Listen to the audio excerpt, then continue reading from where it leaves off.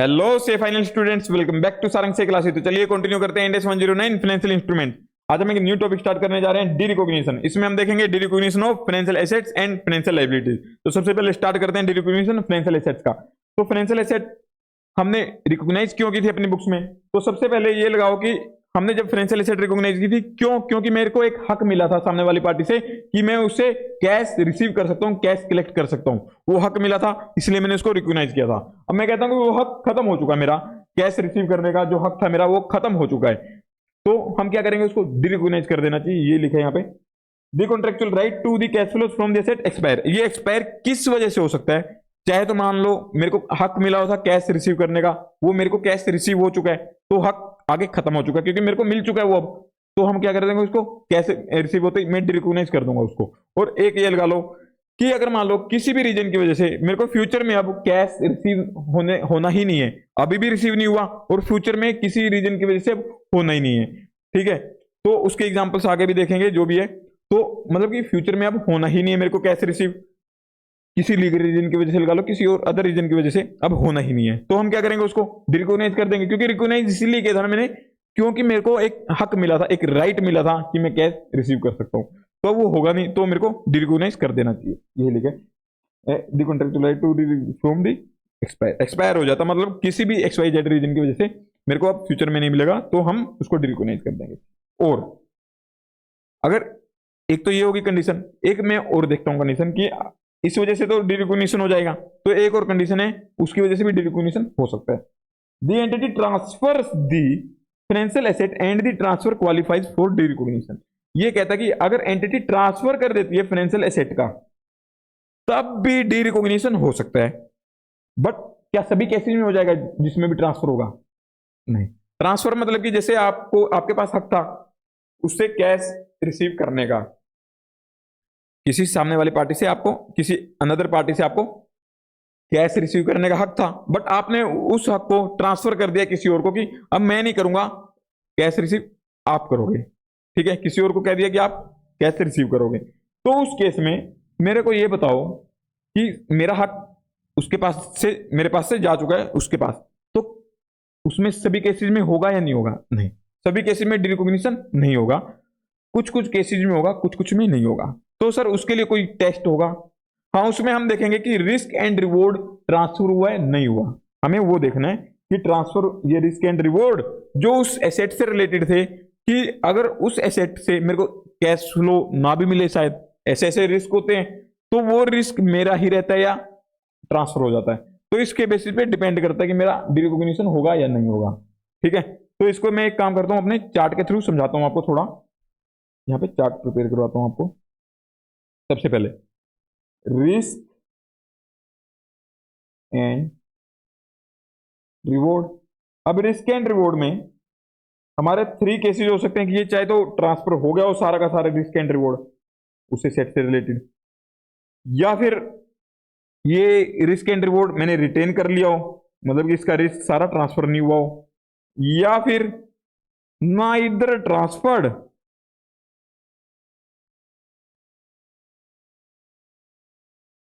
नोर retain.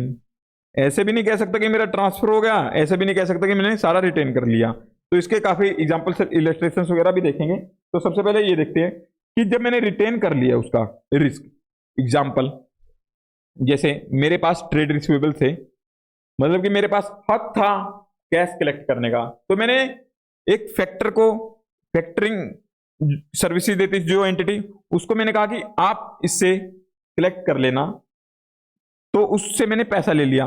Factor यही करता है कि आप, हक उसके पास चला गया तो उसने कुछ पैसा दे दिया मेरे को। जैसे मान लो 10 लाख के मेरे पास ट्रेड रिसीवेबल थे, तो मैंने कहा फैक्टर को कि आप मेरे को एनकैश कर दो इनको, तो उसने मेरे को कुछ पैसा दे दिया, मान लो 9.5 लाख रुपए दे दिया मेरे को।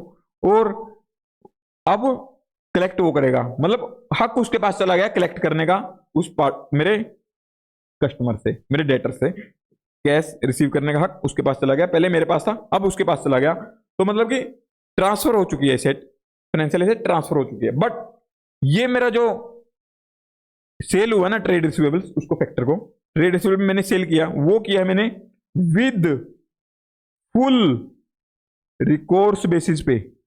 मतलब कि अगर वो कलेक्ट नहीं कर पाया, अगर रिसीव ना करे वो कस्टमर से, मतलब डेटर से उसको पैसा नहीं मिलता है, तो मेरे को उसको पैसा पे करना पड़ेगा उतना। मतलब कि सारा का सारा रिस्क तो मेरा ही है कि अगर वो कलेक्ट ना कर पाए तो रिस्क किसका है? मेरा। तो उस केस में क्या कहूंगा, ये रिस्क सारा मेरे पास ही रह गया। हक मैंने उसको बेच दिया है, सेल कर दिया, बट रिस्क तो सारा मेरा ही है। अगर कलेक्ट ना कर पाया तो मेरे को उसको देना पड़ेगा, पे करना पड़ेगा। तो उस केस में क्या कहते हैं इसको, क्या हमें डिरिकॉग्निशन करना चाहिए नहीं करना चाहिए? क्योंकि अल्टीमेटली हक मतलब जो रिस्क है वो तो मेरे पास ही है कि अगर वो कलेक्ट ना कर पाया तो मेरे को उसको पे करना पड़ेगा। तो इस केस में क्या करेंगे, नो डिरिकॉग्निशन। ठीक है, तो इसकी डिटेल में अभी और भी बातें होंगी जब मैं अपने नोट्स के थ्रू करवाऊंगा। ये आपको एक क्लैरिटी देने के लिए, जिससे कि आपको क्लैरिटी रिसीव हो जाए, मैं ऐसा करवा रहा हूं। नो डिरिकॉग्निशन, इसमें डिरिकॉग्निशन नहीं होगा। इसका एग्जांपल लिख लो नीचे। इसमें sale of trade receivables with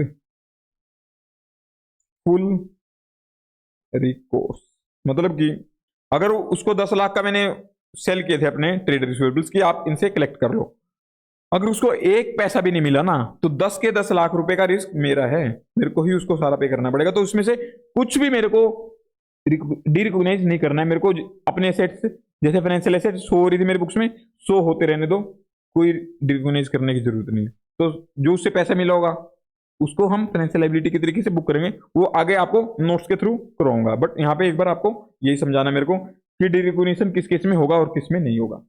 तो अब यहाँ पे एक बात करता हूँ, यहाँ पे ट्रांसफर, इसमें मेरे दो केस हो सकते हैं कि मैंने एक तो जो मेरी फाइनेंशियल एसेट थी वो कंप्लीट की कंप्लीट ही ट्रांसफर कर दी। अगर मान लो फुल फाइनेंशियल एसेट ट्रांसफर की थी और उसका सारा का सारा रिस्क एंड रिवॉर्ड भी गया, मेरा फुल एसेट ट्रांसफर हुई है, तो क्या करूंगा मैं? तो इस केस में मेरा होगा डी रिकॉग्निशन हो जाएगा पूरा। कंप्लीट एसेट को डी रिकॉग्नाइज कर दूंगा, मतलब कंप्लीट फाइनेंशियल एसेट को डी रिकॉग्नाइज कर दूंगा। और अगर मैं कहूं कि मेरा पार्शियल हुआ है, मतलब फाइनेंशियल एसेट सारी की सारी मैंने ट्रांसफर नहीं की है, इस वाला पोर्शन, ये वाला पोर्शन आपके लिए थोड़ा इंपॉर्टेंट है, बहुत ज्यादा इंपॉर्टेंट है। मतलब कि यहां से आपको एक सिक्योरिटाइजेशन वगैरह से रिलेटेड कुछ क्वेश्चन आ सकता है एग्जाम में, तो इसको थोड़ा सा ध्यान दोगे आप। इसके अंदर मेरे, जैसे मान लो मैंने किसी को लोन पे पैसा दिया हुआ है, अब उससे हक मिलता है मेरे को कि मैं उससे एक तो इंटरेस्ट की पेमेंट रिसीव करूंगा और एक उससे प्रिंसिपल कलेक्ट करूंगा। एक इंटरेस्ट कलेक्ट करने का हक है मेरे पास, एक प्रिंसिपल कलेक्ट करने का हक है। अब इसमें क्या हो सकता है कि पार्शियल में मैंने सारा का सारा सेल नहीं किया सामने वाले पार्टी को, चाहे तो उसको सिर्फ स्ट्रिप्स के बेसिस पे सेल कर दिया, मतलब कि ट्रांसफर किया मैंने सामने वाले पार्टी को कि मान लो सिर्फ उसका इंटरेस्ट वाले पोर्शन का, कि इंटरेस्ट आप कलेक्ट कर लो, प्रिंसिपल मैं ही कलेक्ट करूंगा, ऐसी कंडीशन पे उसको ट्रांसफर किया है। ठीक है, मतलब कि ऐसी में ट्रांसफर किया है, बट जो इंटरेस्ट था उसका सारा का सारा रिस्क एंड रिवॉर्ड तो ट्रांसफर हो चुका है। मतलब कि यहां पे बात कर रहा हूं कि उन केसेस की जिसमें ट्रांसफर हो चुका है मेरा, क्या ट्रांसफर हो चुका है, सारा रिस्क एंड रिवॉर्ड ट्रांसफर हो चुका है, सारा रिस्क एंड रिवॉर्ड ट्रांसफर हो चुका है। किससे रिलेटेड? जो भी एसेट ट्रांसफर हुई है। यहां पे मेरी फुल एसेट ट्रांसफर हो गई थी, यहां पे मेरी पार्शियल फाइनेंशियल एसेट ट्रांसफर हुई है। पार्शियल, पार्शियल में जैसे कि सिर्फ एक पोर्शन इंटरेस्ट एक अलग स्ट्रिप होगी, एक प्रिंसिपल अलग स्ट्रिप होगी। मैं कहता हूं कि आप सिर्फ इंटरेस्ट का कलेक्ट करने का हक आपको उससे ट्रांसफर किया मैंने, दूसरा हक प्रिंसिपल का मेरे पास ही है। तो भी हम कहेंगे कि अगर उससे रिलेटेड रिस्क सारे के सारे ट्रांसफर हो चुके हैं तो उसको कर देंगे डी रिकॉग्नाइज। किसको? जो ट्रांसफर हो चुका है पोर्शन, स्ट्रिप वाला। ठीक है, और एक हो सकता है मेरा कि स्ट्रिप्स के बेसिस पे, इसमें स्ट्रिप्स के बेसिस पे मेरा कुछ भी हो सकता है। यहाँ पे मेरा अकेला इंटरेस्ट भी हो सकता है, अकेला प्रिंसिपल भी हो सकता है, तो ये अलग अलग स्ट्रिप्स बन जाती है मेरी। ठीक है, और अभी आगे डिटेल में होगा, यहाँ पे सिर्फ समझा रहा हूं आपको। ठीक है, जिससे क्लैरिटी आ जाए आपको, ताकि मेरे को नोट्स में फिर ज्यादा टाइम नहीं लगेगा, इजीली समझा दूंगा आपको। अब एक होता है कि मेरे को प्रोपोर्शनेट शेयर कर दिया मैंने ट्रांसफर।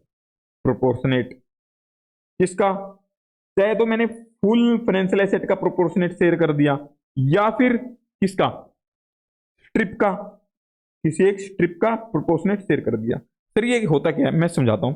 तो सबसे पहले मैं कहता हूं कि आपने जो भी एसेट ट्रांसफर किए, चाहे पार्शियल की हो फाइनेंशियल एसेट ट्रांसफर या आपने फुल की हो, तो आपको अगर सारा का सारा रिस्क ट्रांसफर कर चुके हो, सारा का सारा, तो आपका डिरिकॉग्निशन का प्रिंसिपल लग जाएगा। बट पार्शियल वाले केस में आपको ये देखना है कि सर क्या हमें कंप्लीट फाइनेंशियल एसेट डिरिकॉग्नाइज करनी होगी या पार्शियल ही करनी होगी जितनी ट्रांसफर हुई है, तो हमें ये देखना होगा। तो स्ट्रिप वाले केस में क्या होगा, हमें पार्शियल ही करनी होगी, जितनी एसेट ट्रांसफर हो चुकी है उतनी डिरिकॉग्नाइज कर देंगे, बस जितनी ट्रांसफर हो चुकी है उतना डिरिकॉग्नाइज कर देंगे। तो इस केस में क्या करूंगा, स्ट्रिप वाले केस में derecognise only transferred portion, only transferred financial asset portion, इसमें पार्शियल ही रिकॉग्निशन होगा स्ट्रिप वाले केस में। और दूसरा केस बन जाता है मेरा कौन सा, जिसके अंदर मैं proportionate share full financial asset का या फिर स्ट्रिप का ट्रांसफर करता हूं। प्रोपोर्शनेट इसका एग्जांपल से समझाता हूं। जैसे कि मेरे को कैश फ्लो रिसीव करने का हक है, एक एसेट लोन दिया हुआ, मान लो किसी को मैंने लोन दिया हुआ है, उससे कैसे रिसीव करने का हक है, first second third fourth 5 year तक, मतलब कि 10,000 रुपये मेरे को इंटरेस्ट मिलने का हक है, 10,000 रुपये मेरे को एवरी ईयर इंटरेस्ट मिलने का हक है। और लास्ट में एक तो 10,000 मिलने का हक है, प्लस में एक प्रिंसिपल मेरे को 1 लाख का रिसीव करने का हक है। ठीक है, मेरे को ये कैश फ्लो रिसीव करने का हक है। अब मैं कह देता हूं कि आपको एक बार ये पोर्शन इसको चाहे हटा दो, चलो नहीं हटाते कोई दिक्कत नहीं। मैं कहता हूं कि इसका 70% पोर्शन मैंने ट्रांसफर कर दिया, सारे का सारा जो भी 70% पोर्शन था, कंप्लीट का 70% पोर्शन सामने वाले पार्टी को ट्रांसफर कर दिया। ठीक है, तो इस केस में क्या होगा, मेरा यहां पे प्रोपोर्शनेट शेयर ट्रांसफर हुआ है, मतलब कि जितने भी कैश फ्लो हैं मेरे, उस फाइनेंशियल एसेट के जितने भी कैश फ्लो हैं उनका प्रोपोर्शनेट शेयर मैंने ट्रांसफर कर दिया है। तो इस केस में क्या करेंगे, यहां पे प्रोपोर्शनेट लिखा है तो प्रोपोर्शनेट होगा अगर, तो उस केस में क्या करना है मेरे को, अभी और भी समझाऊंगा इसको, अभी मत ये मत समझो कि समझा चुका हूं। इसमें क्या करूंगा, इसमें भी D recognise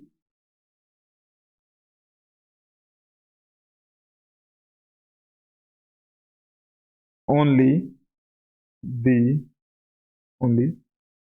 transferred financial asset portion, इसमें सिर्फ डी रिकॉग्नाइज करूंगा वही जो ट्रांसफर कर चुका हूं। ठीक, यहाँ पे 2 बार डी डी डी हो गया। ठीक है, डी रिकॉग्नाइज करूंगा सिर्फ उस पोर्शन को जो हो गया क्या transfer, derecognise only transfer part. किस केस में, जिस केस में मेरा प्रोपोर्शनेट होगा। ये प्रोपोर्शनेट वर्ड काफी इंपॉर्टेंट है, इसको चाहे तो हाईलाइट ही कर लो आप, प्रोपोर्शनेट ये काफी वर्ड है इंपॉर्टेंट। अगर मैं प्रोपोर्शनेट की डेफिनेशन बता रहा हूं ये नीचे कि प्रोपोर्शनेट ऐसा होता है, अगर मैं कहूंगी प्रोपोर्शनेट नहीं है तो उस केस में तो आप यहां पे लिखोगे अदरवाइज, अगर प्रोपोर्शनेट नहीं है। ठीक है, तो एक काम करो, यहां से करने की जगह ना इसमें से निकालो एक तीर, या फिर क्या करूं, प्रोपोर्शनेट शेयर डिविजन इसमें से निकालो, या फिर यहीं पे लिख दो। ठीक है, यहीं पे लिख दो, इफ नॉट प्रोपोर्शनेट। ठीक है, तो क्या करना है हमें, complete D recognition, complete asset का डी रिकॉग्निशन कर देंगे उस केस में, डी रिकॉग्निशन एंड रिकॉग्निशन करेंगे किसका, ऑफ रिटेन्ड पार्ट का। ठीक है, अब ये मैं आपको वो बता रहा हूं कि किसमें पार्शियल होगा किसमें क्या होगा वो सब, अभी इसका मेजरमेंट वगैरह कैसे होगा वो आपको नोट्स के थ्रू ही करवाऊंगा। ठीक है, अभी ये क्लैरिटी आना बहुत जरूरी है आपको, ये क्लैरिटी नहीं आई ना तो आपका कंप्लीट क्वेश्चन गलत हो जाएगा। तो अभी तक मैं क्या करवा चुका हूं, सबसे पहले तो ये देखेंगे कि हमने एसेट कैश रिसीव करने का हक ट्रांसफर कर दिया है, तो उसके लिए हमें टेस्ट करना है रिस्क एंड रिवॉर्ड। क्या रिस्क एंड रिवॉर्ड भी मेरे ट्रांसफर हुए नहीं हुए, रिस्क एंड रिवॉर्ड मेरे यहाँ पे ट्रांसफर नहीं हुए हैं, वो सारे के सारे मेरे पास ही हैं। तो उस केस में क्या होगा, कोई डी रिकॉग्निशन नहीं होगा, मेरी बुक्स में जैसे दिख रही थी वो फाइनेंशियल एसेट वैसे दिखती रहेगी। इसमें एग्जांपल लिया था मैंने कि मैंने ट्रेड रिसीवेबल्स किसी फैक्टर को दिए थे कि आप इससे कैश रिसीव कर लेना, बट अगर वो रिसीव नहीं कर पाता उससे कैश अपने मतलब मेरे डेटर से, तो मेरे को उसको कैश पे करना पड़ेगा। ठीक है, तो उस केस में सारा का सारा रिस्क मेरा है, ये विद फुल रिकॉर्स वाले जिसमें रिस्क मेरा ही रहता सारा, तो उसमें डिरिकॉग्निशन होगा ही नहीं बिल्कुल भी। अब एक केस हो गया मेरा फुल फाइनेंस, एक ट्रांसफर। अगर मान लो मैंने रिस्क एंड रिवॉर्ड जितने भी उस जो ट्रांसफर किए है, जितना कैश फ्लो ट्रांसफर किया उससे रिलेटेड सारे रिस्क एंड रिवॉर्ड ट्रांसफर हो चुके हैं, तो उस केस में अगर मान लो फुल एसेट ही ट्रांसफर किए मैंने, फुल एसेट कंप्लीट एसेट, तो उस केस में डिरिकॉग्नाइज कर देंगे उस कंप्लीट एसेट को। अगर पार्शियल फाइनेंशियल एसेट ट्रांसफर किए उस केस में, पार्शियल कैसे हो सकता है, मेरा स्ट्रिप्स हो सकती हैं, मतलब कि कंप्लीट इंटरेस्ट स्ट्रिप, भाई इंटरेस्ट से रिलेटेड कैश आप कलेक्ट करो, या फिर अकेली प्रिंसिपल स्ट्रिप उसको ये प्रिंसिपल का आप कलेक्ट कर लो, इंटरेस्ट मैं लेता रहूंगा। ठीक है, तो ऐसा हो तो उस केस में डिरिकॉग्नाइज कर देंगे सिर्फ उस ट्रांसफर्ड पोर्शन को जो ट्रांसफर किया मैंने। अगर इंटरेस्ट का किया है तो सिर्फ इंटरेस्ट वाला पोर्शन डिरिकॉग्नाइज करेंगे, प्रिंसिपल का किया है तो सिर्फ प्रिंसिपल का करेंगे। ठीक है, अब यहाँ पे प्रोपोर्शनेट की बात कर रहे हैं कि जो मेरे फाइनेंशियल एसेट थी उसका प्रोपोर्शनेट अगर ट्रांसफर करते हैं, प्रोपोर्शनेट शेयर, तो क्या करेंगे, तब हम डिरिकॉग्नाइज करेंगे सिर्फ जो ट्रांसफर हुआ पोर्शन वही वाला। अगर प्रोपोर्शनेट नहीं है तो उस केस में क्या करेंगे, तो कंप्लीट डिरिकॉग्निशन करेंगे, और रिकॉग्निशन करेंगे, डिरिकॉग्निशन कर दिया कंप्लीट, अब उसके बाद रिकॉग्नाइज करेंगे उस पोर्शन को जो हमने रिटेन कर चुके हैं, जिसका रिटेन हुआ है। ठीक है, रिटेन पोर्शन का, तो इसमें अभी आपको समझा रहा था मैं।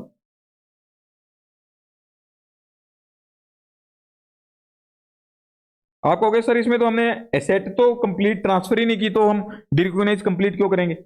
देखो ये अकाउंटिंग, ये इंडेक्स ऐसे ही बताता है कि आपने चाहे उसका कुछ पोर्शन ही ट्रांसफर किया हो, आपको ऐसी सिचुएशन में अगर प्रोपोर्शनेट नहीं है तो आपको वो कंप्लीट डिरिकॉग्नाइज करनी होगी और फिर रिकॉग्नाइज करनी होगी दोबारा। तो उसका भी एग्जांपल समझाता हूं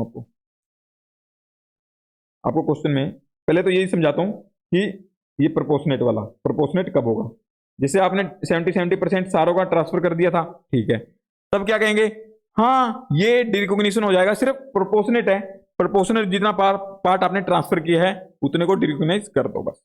और अगर मैं कहता हूं कि ये जो यहां पे प्रिंसिपल का पोर्शन था, प्रिंसिपल के पोर्शन का ट्रांसफर नहीं किया मैंने प्रोपोर्शनेट, सिर्फ इंटरेस्ट वाले पोर्शन का ही प्रोपोर्शनेट ट्रांसफर किया है अगर मान लो, तो क्या कहूंगा, यहां पे यही तो लिखा है, या तो फुल फाइनेंशियल एसेट का या फिर कोई स्ट्रिप का भी हो प्रोपोर्शनेट, तब भी मान लेंगे। इसमें भी स्ट्रिप है जो इसका प्रोपोर्शनेट है, यहां पे सिर्फ इंटरेस्ट स्ट्रिप का, ठीक है, तब भी हम क्या कहेंगे, इसको जितना पार्ट ट्रांसफर हुआ है उतने का ही आप डिरिकॉग्निशन कर दो, कोई दिक्कत नहीं है।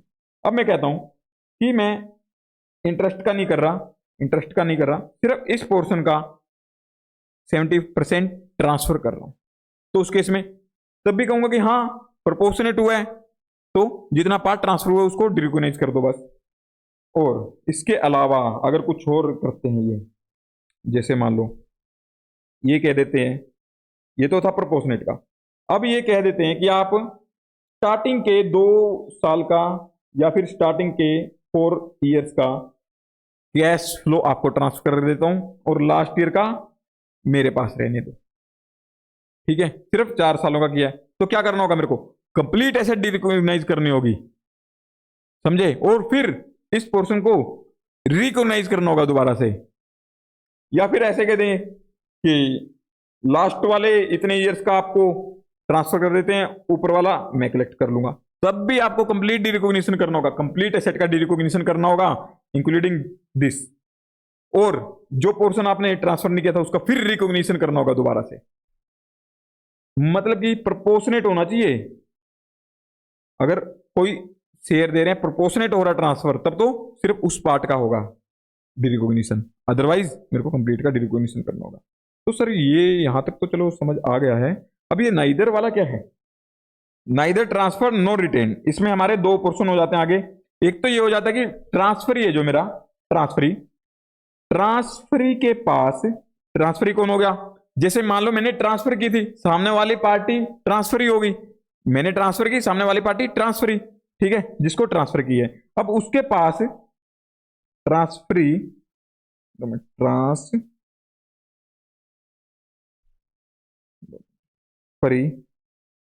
Can transfer to third party without any restriction. मैं कह सकता हूं कि अगर मैं ट्रांसफर कर सकता है किसी थर्ड पार्टी को विदाउट किसी रिस्ट्रिक्शन के, तो क्या करेंगे उसको, तो उसको डी रिकॉग्नाइज कर सकता है वो। ठीक है, तो उसको डी रिकॉग्नाइज कर सकता है। ठीक है सर, ये इसको हम क्या कहेंगे कि मैंने सारा का सारा कंट्रोल, अगर वो ट्रांसफर कर सकता है विदाउट किसी रेस्ट्रिक्शन के, तो कह सकता हूं कि मैंने सारा कंट्रोल ट्रांसफर कर चुका हूं, मेरे पास उसका कंट्रोल नहीं है एसेट का, तब ही वो उसको सेल कर सकता है। तो मतलब कि कंट्रोल ट्रांसफर, ये लिख लो आप, कंट्रोल ट्रांसफर। और एक केस बनता है मेरा इसके अलावा अदर केसेस, जिसमें मैं कह सकता हूं कि कंट्रोल नॉट ट्रांसफर्ड, मतलब कि कंट्रोल नॉट ट्रांसफर्ड।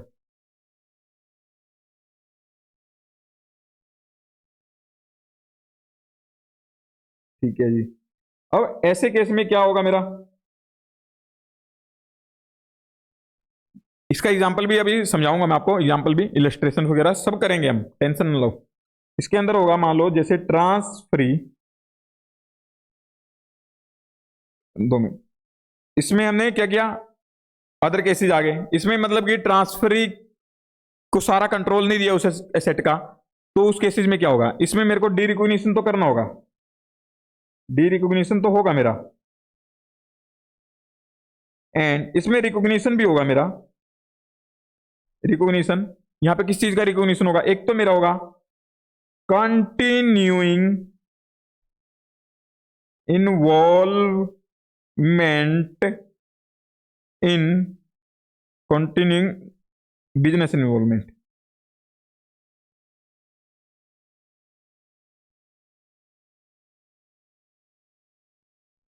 एंड एक इसकी एसोसिएटेड लाइबिलिटी का भी। ठीक है, तो भी मैं समझाता हूं आपको। ठीक है, अब इसकी बात करते हैं, ये एसेट होती कौन सी है सर, जिसमें हम कहते हैं कि रिस्क एंड रिवॉर्ड मेरा नाइदर ट्रांसफर नो रिटेन। अब ये लगा लो, मैंने किसी डेटर को, मेरे जो ट्रेड रिसीवेबल्स थे उसको सेल कर दिया मैंने फैक्टर को किसी, तो उससे पैसा ले लिया। बट जैसे मान लो मेरे ट्रेड रिसीवेबल्स थे कितने, 10 लाख रुपीज के, 10 लाख रुपीज के थे, उसमें मैंने क्या किया, उसको सेल कर दिया। अब उसमें रिस्क है मेरे पास क्या, क्योंकि मैंने इसको साथ में एक गारंटी भी दी है, एक गारंटी भी दी है, 10 लाख के सेल किए थे, गारंटी दी है कि अगर 5 लाख तक के मैं आपको रिकवर कर दूंगा, अगर आपके रिकवर नहीं हो पाते, मान लो इसने 5 लाख नहीं, इसको 1 लाख कर लो, 1 लाख कर लो इसको, 1 लाख तक के, 1 लाख तक का आपको रिकवर कर दूंगा। तो अब ये लगा लो, इसने 10 लाख के मार्केट में कलेक्ट करने गया, तो ये कलेक्ट कर पाया सिर्फ 8 लाख, इसका लॉस हो, रिकवर कितने नहीं कर पाया, 2 लाख। तो इसको क्या करूंगा मैं, 1 लाख इसको दूंगा, क्योंकि 1 लाख तक का ही रिस्क मैंने लिया है, सारा रिस्क मैंने नहीं रखा, सिर्फ 1 लाख तक का ही मेरे पास है। तो इसको क्या करूंगा मैं, 1 लाख तक का इसको दे दूंगा पे। अगर इसका सिर्फ 950 इसने कलेक्ट कर लिया, 50,000 नहीं कर पाया, तो सिर्फ 50,000 दूंगा। मतलब कि इसमें मेरा पार्शियल रिकोर्स वाला केस है ये, अगर मैं पार्शियल रिकोर्स वाला केस हो तो उसको क्या कहूंगा मैं, पार्शियल रिकोर्स का केस होता है, तो उसको हम यहां पे डील करते हैं इसमें, इस केस में, क्योंकि इसके ऊपर मेरा कंट्रोल सारा ट्रांसफर नहीं हुआ है, मतलब रिस्क है मेरे पास अभी भी इस चीज का कुछ। तो इसमें क्या करेंगे, डी रिकॉग्निशन तो कर दूंगा उस सारे का, सारे ट्रेड रिसीवेबल्स का, बट अगर वो रिस्क है मेरे पास कि वो सारा का सारा शायद कलेक्ट ना कर पाए, ठीक है, तो उस केस में मेरे को क्या करना होगा, एक तो लाइबिलिटी रिकॉग्नाइज करनी होगी और एक मेरे को एसेट रिकॉग्नाइज करनी होगी। सर ये क्यों करनी होगी दो दो, आप समझो, एसोसिएटेड लाइबिलिटी क्यों करनी होगी, क्योंकि 1 लाख ये रिकवर ना कर पाएगा, तो मेरे को 1 लाख उसको देने पड़ेंगे, तो वो लाइबिलिटी उसको देने की है, तो साथ साथ में ही मेरे को एक हक भी तो मिल गया ना कि वो कलेक्ट नहीं कर पाया, तो मेरे पास हक आ गया कि मैं उस डेटर से कलेक्ट कर सकता हूं। अब तो उससे कलेक्ट करने का हक आ गया, तो वो होगी मेरी एसेट, और वो उसको पे करने पड़ेगा, वो लाइबिलिटी। उसको क्या करता हूं, ये लाइबिलिटी आई और एक ये एसेट भी हो गई है, ठीक है। तो ये दोनों और क्रिएट हो जाती है मेरी, किस केस में, पार्शियल रिकोर्स के केस में, ठीक है। तो सर इसका और एग्जांपल तो दो आप, नाइट ट्रांसफर नोट रिटेन का। इसका जैसे मान लो कोई भी फाइनेंशियल एसेट मैंने आपको सेल की है, बट विद ऑप्शन, मेरे पास एक ऑप्शन है रीपरचेज करने का, मेरे पास ऑप्शन है रीपरचेज करने का। इसमें आपके ये और ये दोनों कवर करवाऊंगा मैं आपको इसी उससे, financial asset with option repurchase. मतलब कि मेरे पास ऑप्शन है कि मैं उस एसेट को, फाइनेंशियल एसेट को रीपरचेज कर सकता हूं, ठीक है। तो सर इसमें हम कैसे देखेंगे, इसके अंदर ये मानो क्या उसकी एक्टिव मार्केट है या नहीं है। अगर एक्टिव मार्केट है इसकी नो एक्टिव मार्केट, तो अगर एक्टिव मार्केट है उसकी आइटम की, तो जोन सी पार्टी को मैंने ट्रांसफर किया वो क्या करेगा, उसके पास ऐसी कोई रिस्ट्रिक्शन नहीं है, विदाउट रिस्ट्रिक्शन के उसको सेल कर देगा। अगर मान लो मैंने रीपरचेज का ऑप्शन अपना एक्सरसाइज कर भी लिया, तो क्या करेगा, एक्टिव मार्केट तो है, मार्केट से दूसरा परचेज करके मेरे को सेल कर सकता है फिर, ठीक है। तो इसमें मतलब कि transfer can transfer to third party without any restriction, मतलब कि मेरा कंट्रोल नहीं रहा उसके ऊपर, क्योंकि वो सेल करके मार्केट से दूसरा परचेज करके दे सकता है। मेन कैसे देखता हूं, क्या वो सेल कर सकता है मार्केट में विदाउट एनी रिस्ट्रिक्शन, कर सकता है। बट इस केस में अगर एक्टिव मार्केट नहीं है, क्या उसको सेल कर पाएगा वो, नहीं। वो एक्टिव मार्केट में, एक्टिव मार्केट है ही नहीं, तो उसको सेल नहीं कर पाएगा किसी थर्ड पार्टी को, क्योंकि उसके ऊपर एक रिस्ट्रिक्शन है कि अगर मान लो मैंने अपना रीपरचेज वाला ऑप्शन एक्सरसाइज कर दिया तो उसको देना पड़ेगा मेरे को, तो इस एक रिस्ट्रिक्शन होगी कि वो इस वजह से सेल नहीं कर पा रहा, तो उस केस में, इस केस में आएगा वो, समझ रहे हो। इसमें दोनों हो जाते हैं, एक्टिव मार्केट है या नहीं है। अगर एक्टिव मार्केट है तो इसको क्या कहूंगा मैं, कि उसका कंट्रोल मैंने ट्रांसफर कर चुका हूं, तो क्या करेंगे, तो इस केस में जाएगा। अगर नहीं है एक्टिव मार्केट तो इस केस में आएगा, समझे। तो आई होप आपको ये क्लियर हो गया होगा अभी पॉइंट। तो इसका मैंने एग्जांपल भी दे दिया। अगर आपको एक डेटर्स वाले तरीके से समझाता हूं, मान लो मैंने सारा का सारा डेटर्स जो ट्रेड रिसीवेबल्स थे मेरे, वो ट्रांसफर कर दिए। अब 10 लाख के ट्रांसफर किए, तो 10 में से मेरी बिल्कुल भी गारंटी नहीं है कि उसको, सामने वाले को, अगर वो रिकवर ना कर पाए तो सारा रिस्क उसका है, रिकवर कर पाए या ना कर पाए तो क्या होगा, सारा इसका है, मतलब ट्रांसफर हो चुका है। अगर सारा का सारा विदाउट रिकोर्स, यहां पे इसका एग्जांपल हो गया sale of debtors, sale of trade receivables without recourse, तो आ गया मेरा ट्रांसफर, तो डी रिकॉग्नाइज कर दूंगा, कुछ भी जरूरत नहीं। इसमें sale of trade receivables with full recourse, इसमें फुल रिस्क मेरे पास है, उसमें फुल रिस्क उसके पास चला गया था, इस केस में फुल रिस्क उसके पास चला गया था, इसमें फुल रिस्क मेरे पास है, और इस केस में फुल रिस्क गया भी नहीं है, कुछ कुछ रिस्क मेरे पास है, सारा भी नहीं है, कुछ कुछ है, कुछ कुछ नहीं है, तो वो इस केस में फॉल कर जाता है, समझे। तो अब इसका एक काम करता हूं मैं आपको, ट्रेड रिसीवेबल का आपके पास क्वेश्चन आ सकता है, इस वाले पोर्शन से आपके पास आ सकता है क्वेश्चन, ये इंपॉर्टेंट पोर्शन है, ठीक है। तो ट्रेड रिसीवेबल्स का मैंने इसके इसके इसके सभी के अकॉर्डिंग करवा दिया, तो अभी आपको जल्दी से नोट्स से अपना करवा देता हूं कवर, जो notes key test for transfer is the transfer of risk and reward. हमारा की टेस्ट क्या रहेगा डी रिकॉग्निशन करने का ट्रांसफर वाले केस में, कि क्या मैंने रिस्क एंड रिवॉर्ड ट्रांसफर कर चुका हूं या नहीं कर चुका। Substantially all risk and rewards transferred, अगर मान लो सारे के सारे रिस्क एंड रिवॉर्ड ट्रांसफर कर दिए मैंने, तो उस एसेट को डी रिकॉग्नाइज कर दोगे। बट अगर मान लो मैंने, if all the risk and rewards related to a part of the financial asset is transferred, मतलब कि मैंने ट्रांसफर की ही part of the financial asset है, कंप्लीट फाइनेंशियल एसेट ट्रांसफर नहीं की है, तो उस केस में पार्ट कैसे हो सकता है मेरा, अगर पार्ट इनमें से है तब तो पार्शियल ही डी रिकॉग्निशन होगा, अदरवाइज मेरे को फुल डी रिकॉग्निशन करना पड़ेगा। तो पार्ट में जैसे कोई स्पेसिफिकली आइडेंटिफाइड कैश फ्लोज है, स्पेसिफिकली आइडेंटिफाइड कैश फ्लोज, जैसे इंटरेस्ट स्ट्रिप थी मेरी, प्रिंसिपल स्ट्रिप थी, अलग अलग थी, ठीक है। तो मतलब कि आइडेंटिफाई है कि इंटरेस्ट स्ट्रिप को मैं अलग कर सकता हूं, प्रिंसिपल स्ट्रिप का अलग कर सकता हूं, तो उस केस में क्या होगा मेरा, तो उस केस में आप कहोगे कि हाँ ये पार्शियल ट्रांसफर हुआ है, तो पार्शियल ही डिरिकॉग्निशन कर सकते हो, या फिर फुल्ली प्रोपोर्शनेट शेयर। प्रोपोर्शनेट की बात आ गई यहाँ पे, ये प्रोपोर्शनेट शेयर की, वहां पे मैंने स्ट्रिप वाला करवाया था, उसमें चार्ट में लिखवाया था स्ट्रिप इसका प्रोपोर्शनेट। अगर मैं प्रोपोर्शनेट शेयर कर सकता हूँ ट्रांसफर किसका, कैश फ्लो जितने भी होंगे, मतलब फुल फाइनेंशियल एसेट के ट्रांसफर कर सकता हूँ, या फिर ये स्पेसिफिकली आइडेंटिफाइड कैश फ्लोज, मतलब कि ये हो गया मेरा स्ट्रिप, ये हो गया मेरा स्ट्रिप। ठीक है, चाहे तो स्ट्रिप का कुछ प्रोपोर्शनेट पोर्शन, जैसे सिर्फ इंटरेस्ट का 70%, 70%, 70%, तो मैं कर सकता हूं। ठीक है, या फिर फुल एसेट का, मतलब इंटरेस्ट प्लस प्रिंसिपल सबका प्रोपोर्शनेट, तो भी कर सकता हूं, कोई दिक्कत नहीं है। तो मेरा क्या होगा, पार्शियल डिरिकॉग्निशन होगा। तो इसमें क्या ट्रीटमेंट होगा, स्टेप्स लिखे हुए हैं। Calculate the fair value of the part transferred, इसकी फेयर वैल्यू कैलकुलेट करो जो पार्ट आपने ट्रांसफर किया है, कंसिडरेशन रिसीव्ड फ्रॉम सेल। ठीक है, और कैलकुलेट करो fair value of the part retain. आपको फेयर वैल्यू कैलकुलेट करनी है, एक तो उस पार्ट की जो आपने ट्रांसफर कर दिया है, और एक उस पार्ट की जो आपने रिटेन करके रखा है अभी।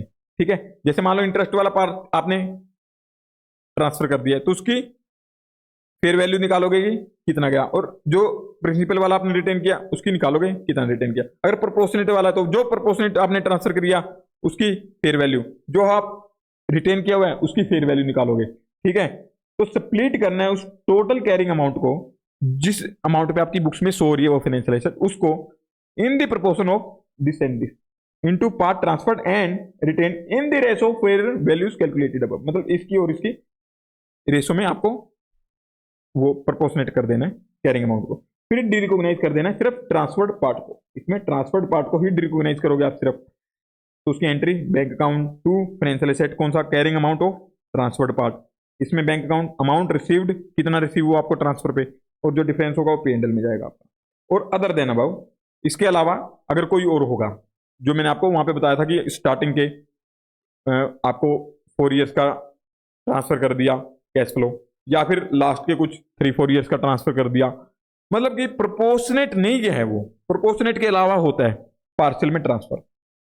स्ट्रिप इंटरेस्ट वाला वो कंप्लीट हो रहा था, उसके अलावा प्रोपोर्शनेट देखा। अगर इनके अलावा प्रोपोर्शनेट के अलावा किसी और तरीके से होता है, ठीक है, तो उसको क्या करेंगे, कंप्लीट डिरिकॉग्निशन होता है, डिरिकॉग्निशन ऑफ फुल फाइनेंशियल एसेट, और रिकॉग्निशन कर देंगे रिटेन्ड पार्ट का फेयर वैल्यू पे। ठीक है, इस केस में आपका क्या दिख रहा था, रिटेन्ड वाला पोर्शन कैरिंग अमाउंट पे दिख रहा था, इस केस में आपका रिटेन्ड वाला पोर्शन हम फेयर वैल्यू पे आ जाएगा। ठीक है, डी रिकॉग्निशन तो आपका कैरिंग अमाउंट पे ही होता है हमेशा, समझे।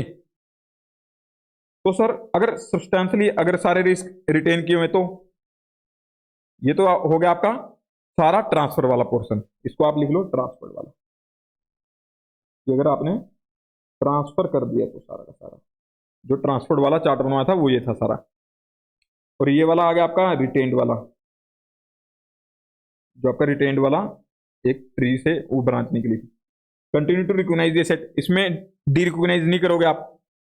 ट्रीट दी प्रोसीड्स रिसीव्ड, जो आपको पैसा मिला 10 लाख के, उसको ट्रेड रिसीवेबल सेल किए, उसने मेरे को 9.5 लाख दिया, तो उसको 9.5 लाख को मैं एक फाइनेंशियल लायबिलिटी की तरह ट्रीट करूंगा, क्योंकि मेरे को ओब्लिगेशन बनती है, रिस्क तो मेरा ही है सारा, तो ओब्लिगेशन बनती है कि उसको पैसा पे करना पड़ सकता है फुल रिकोर्स वाले केस में। ठीक है, received as a secured loan and recognise a financial liability.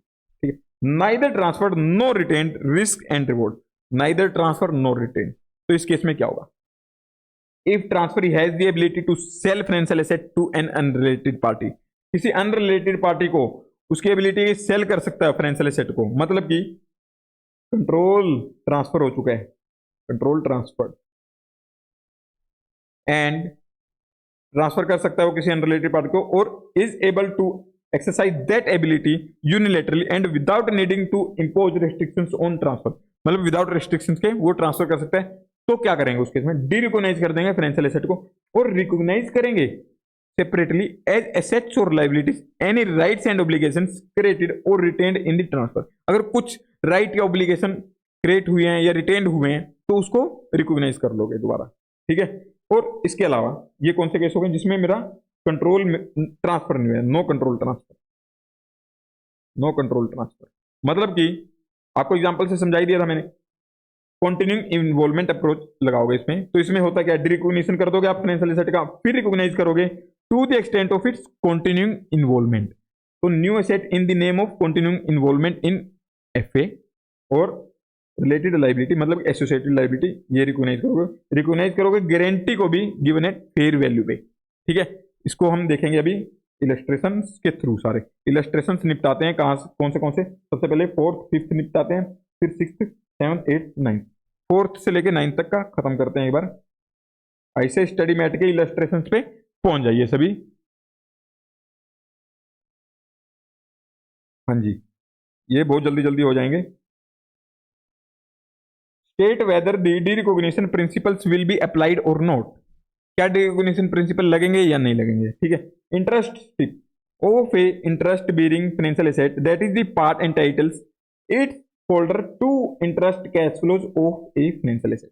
मतलब कि सिर्फ इंटरेस्ट स्ट्रिप उसने ट्रांसफर किए, मान लो इंटरेस्ट स्ट्रिप के ऊपर क्या लगता है आपका, लग जाएगा कौन से वाला, पार्शियल डी रिकॉग्निशन वाला, पार्शियल डी रिकॉग्निशन वाला लगेगा इस पे। ठीक है, और इस पे डिविडेंड स्ट्रिप पे सिर्फ एक स्ट्रिप ट्रांसफर कर रहा है, मतलब आइडेंटिफाइड कैश फ्लोज वाला। ठीक है, स्पेसिफिकली तो इस पे भी वही पार्शियल डी रिकॉग्निशन। और ये वाला cash flows up to a certain tenure और first right on a proportion of cash flows of an amortising financial asset से the part entitles its holder to first 80% of the cash flows. मतलब कि उसका जितना cash flow होगा starting का 80% उसका है, और cash flows for the first 4 और 6 ईयर टेन्योर। जैसे मैंने आपको बताया था ना कि first second third fourth fifth six, मैं कहता हूँ कि स्टार्टिंग के 4 सालों का आपका ट्रांसफर कर दिया। या फिर मैं कहता हूँ कि इसमें से जितना भी कैश फ्लो मिलेगा स्टार्टिंग का, उस स्टार्टिंग के मान लो 80% होता है मेरा यहाँ तक, तो स्टार्टिंग का इतना वाला आपको ट्रांसफर कर दिया। तो ऐसे केस में क्या कहूंगा मैं, डी रिकॉग्निशन तो होगा बट पार्शियल वाला नहीं होगा इसमें, क्योंकि ये प्रोपोर्शनेट नहीं है ना। प्रोपोर्शनेट तो वो होता है कि सारे ईयर का मेरा 70%, 60%, 60% सारों का सेम जाता मेरा। ठीक है, प्रोपोर्शनेट होता। बट इसमें तो ये कह दिया ना कि स्टार्टिंग का तो सारा आपका, उसके बाद का मेरा, या फिर स्टार्टिंग का सारा मेरा, उसके बाद का आपका। प्रोपोर्शनेट नहीं है ना, तो उस केस में क्या करेंगे, तो उस केस में हम कंप्लीट डी रिकॉग्निशन कर देंगे और फिर जो पोर्शन रिटेन किया उसको रिकॉग्नाइज कर लेंगे। Say the part entitles its holder to first 80%। ठीक है, इसका वही दिखाता हूं। ये तो इन्होंने कंडीशंस दे रखी हैं कि कौन सी कंडीशंस हैं। ठीक है, प्रोटाटा जो भी दे रखा है यहाँ पे देखो आंसर।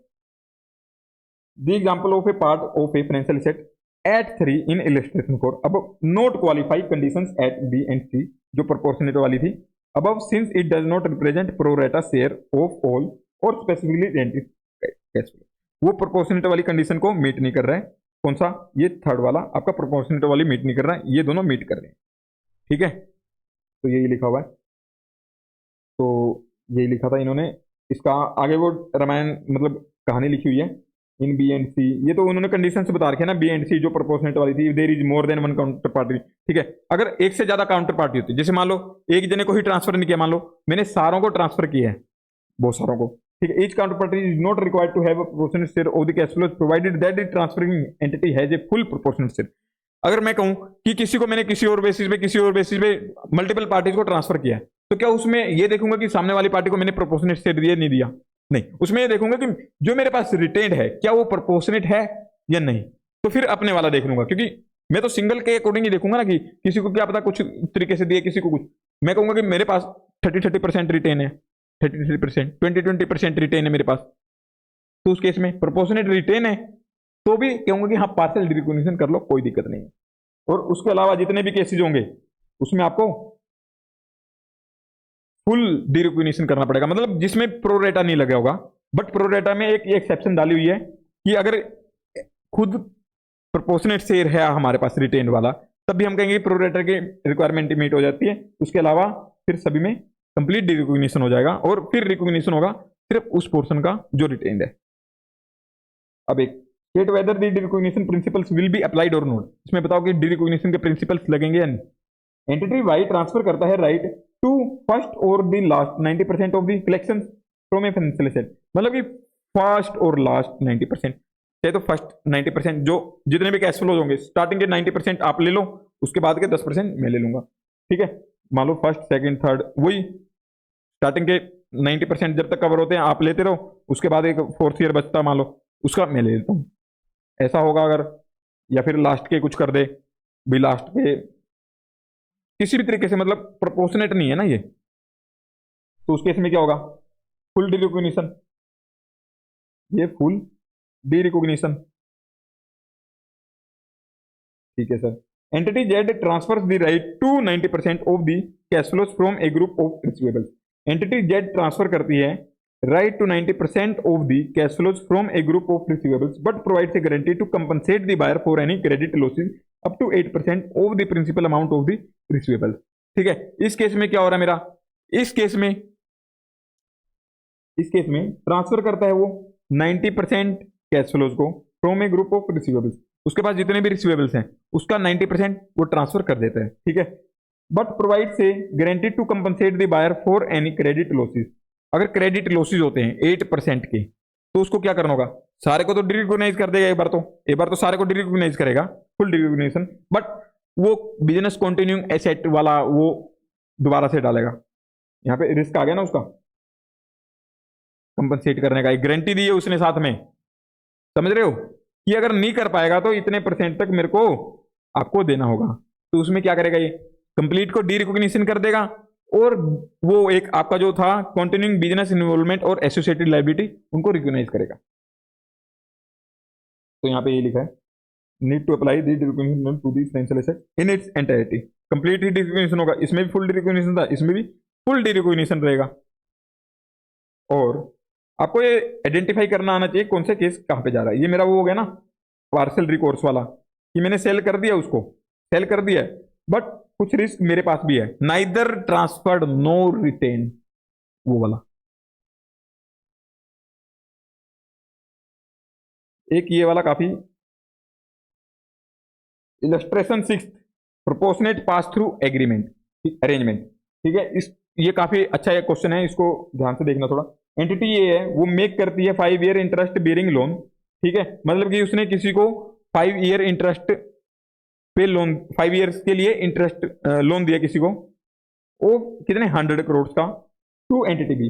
एंटिटी ए मैं हूं, एंटिटी बी आप हो, मान लो मैंने आपको लोन दिया कितने का, 100 करोड़ का, 100 करोड़ का आपको लोन दिया। तो entity A settles a trust, तो मैंने एक ट्रस्ट बनाई and transfer that loan to that trust, और मैंने वो लोन किसको, ट्रस्ट को ट्रांसफर कर दिया। The trust issues participatory notes to an investor, तो इन्वेस्टर्स को उसने क्या किया, पार्टिसिपेटरी नोट्स इशू करती है। ट्रस्ट होती क्या, आपको मैंने वैसे बताया भी था कि एक सिक्योरिटाइजेशन ट्रस्ट वगैरह बनती है, तो वो क्या करती है, इन्वेस्टर से पैसा लेती है और कहीं और इन्वेस्ट करती है। जैसा पैसा उस इन्वेस्ट करने से जो जो उसको रिसीव होगा इनकम वगैरह, वो सारा आगे ट्रांसफर करती जाएगी इन्वेस्टर्स में। ठीक है, यही होता है। और ये आप डीटी में देखोगे थोड़ा डिटेल में क्या होता है, the trust issues participatory notes to an investor, और ये आप उसमें भी देखोगे एएफएम में भी। Entity C that entitle the investor to the cash flows from the asset, तो the trust issues participatory notes to an investor C. Investor कौन सा है इसमें, इन्वेस्टर एंटिटी सी है, एंटिटी सी ने ही सारा पैसा लगाया किसमें, ट्रस्ट में। That entitle the investor to the cash flows from the asset, जिस वजह से एंटिटी सी को कैश फ्लोज का हक मिल गया as per trust agreement with entity C in exchange for a cash payment of ₹90 crore. Trust will pass to the entity C 90% of principal and interest payment collected from entity B as when and if collected.